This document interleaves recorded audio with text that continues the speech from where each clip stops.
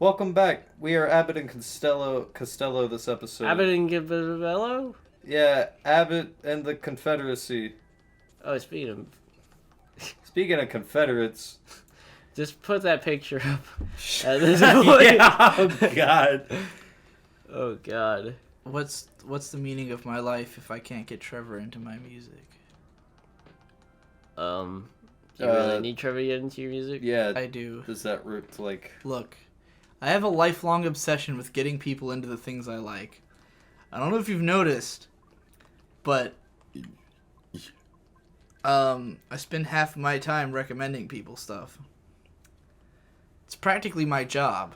Yeah, you're kind of like Goebbels, and he's... You're kind of like I think, I might not feel this need if it weren't for the fact that, like, I don't really do much musical blogging. Because, like, I make a lot of anime stuff. And I've gotten so many people into so much anime. Because they tell me all the time, like, you got me into the show, blah, blah, blah. Like, blah, blah, blah. I watch so much stuff on your recommendations. I'm so happy. And that's why I don't really, like, constantly recommend people anime.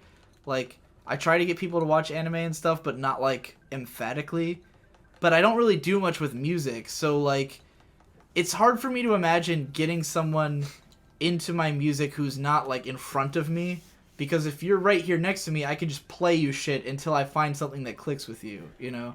And then, like... Because, like, none of the music I like is stuff that I was just instantly into. All of it is, like, I wanted to get into it, and so I found a way. Like, I hated screaming vocals when I was a kid. I wouldn't listen to anything that had screaming in it. But then I got into ISIS because they're like a post-metal band. Let's join ISIS. And they just join it. They sound like just any just any post-rock band, but heavier and with screaming vocals. But the screaming vocals are very low in the mix. And like the way that the singer described it of that band, he said, I think it's important for our music to have vocals. I don't think it's important for anyone to understand what I'm saying.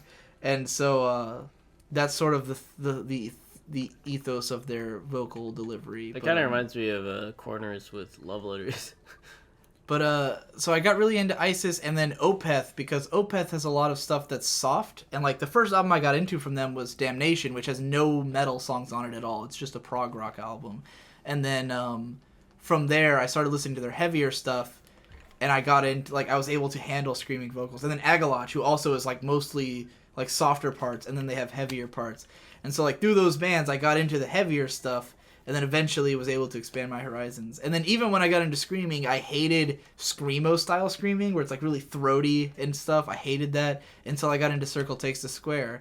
So, like, all the music I listen to is because some band introduced me to it, and then I got into that genre through that.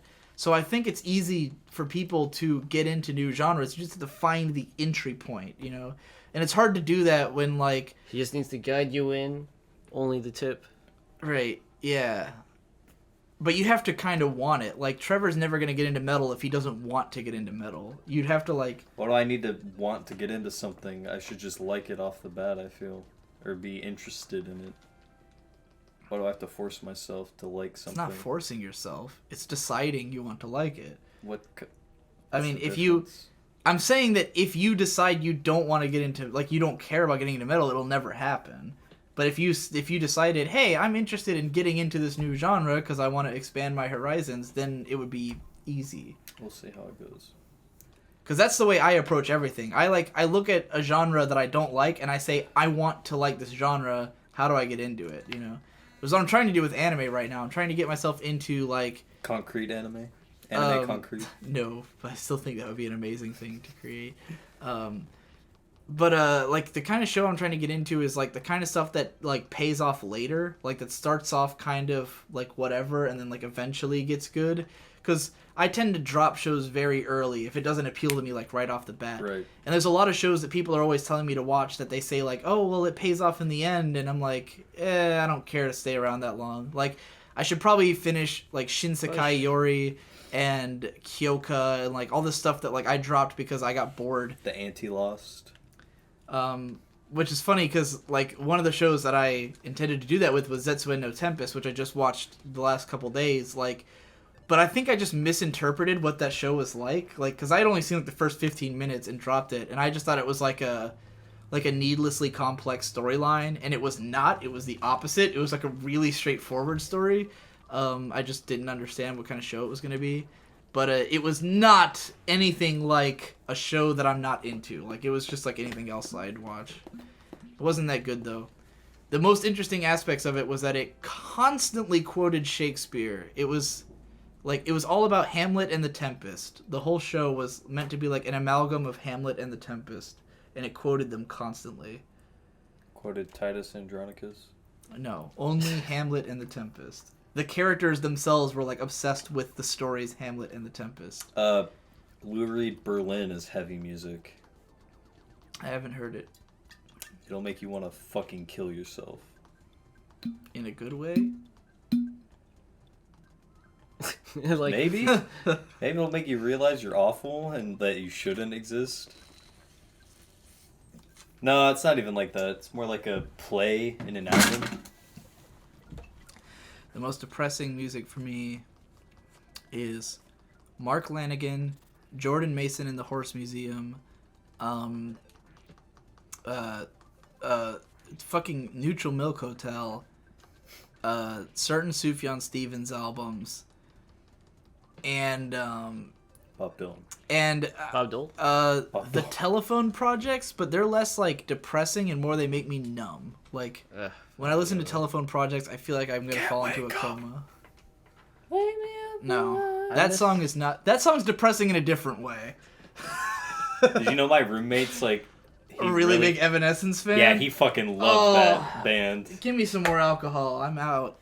There's beer over there. I'm pretty drunk though. Fantastic. What was I gonna say? What albums? Bob Dylan makes me really sad sometimes. Bob Dylan Dylan's is full of sad, shit. but Bob Dylan's also like. Not all his stuff is sad though. Some of it's like goofy and like other shit. I don't know. He's got a Bob variety. Dylan- Bob Dylan has a very versatile sound. Yeah, I haven't heard a lot of his stuff, but what I've heard has always been like something I would get into if it was a little different, you know? A little different? What do you mean? Like, do you ever listen to a song and you feel like this is could be very better. close to something I would like, but it's not quite there, but maybe if I heard it enough times I'd get into it? Like, that kind of feeling? Like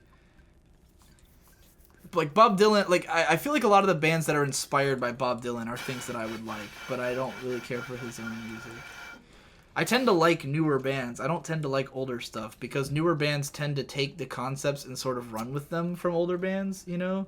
And that's what I like. I like stuff that's more like a fusion of different sounds. My stepmom actually said, she said, I feel like you like roots stuff. Like you like the origin. Right. See, I'm like the opposite. I tend not to like root stuff. Unless it's like root stuff that was so out there, like Pink Floyd or King Crimson, where like they kind of inspired prog rock, but also they were like really advanced even before prog rock.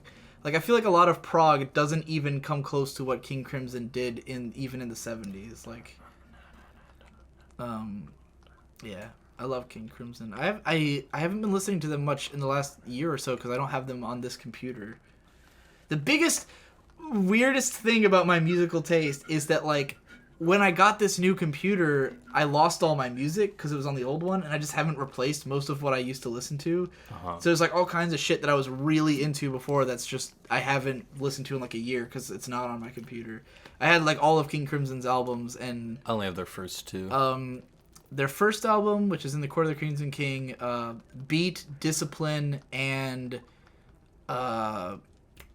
maybe Starless. No, Red. Those are the ones I like. Especially, I think Beat and Discipline are probably my favorite like full albums by them. Okay. I could go on all day about like that hieroglyph. Boogie Pop Phantom references or Boogie Pop references Why are to. you putting your King hand on my Crimson. back? It's okay. I didn't lose anything. I just kind of glad. It's okay. You ever heard of Boogie Pop? Boogie Woogie? Boogie Pop. Oogie Boogie? It's a book series that became No, an anime. I have not. I'm a big fan of Boogie Pop, and Boogie Pop makes lots of musical references in all of its chapter titles, mostly to like 70s and 80s music. Conrad thinks Velvet Underground is dad rock. They are dad rock. They're old. Oh, I thought that was a joke. Being I said that as a joke originally. Being old makes it dad I would rock. never say Velvet Underground is dad No, rock. I wouldn't either. They're not dad rock. Okay. I'm joking. They are old, but they are not dad rock.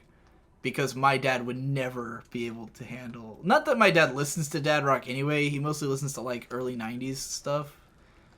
Like Green Day. He Or, listens to Jane's Addiction. He does listen to Jane's Addiction. Oops. Both my parents do. Yep.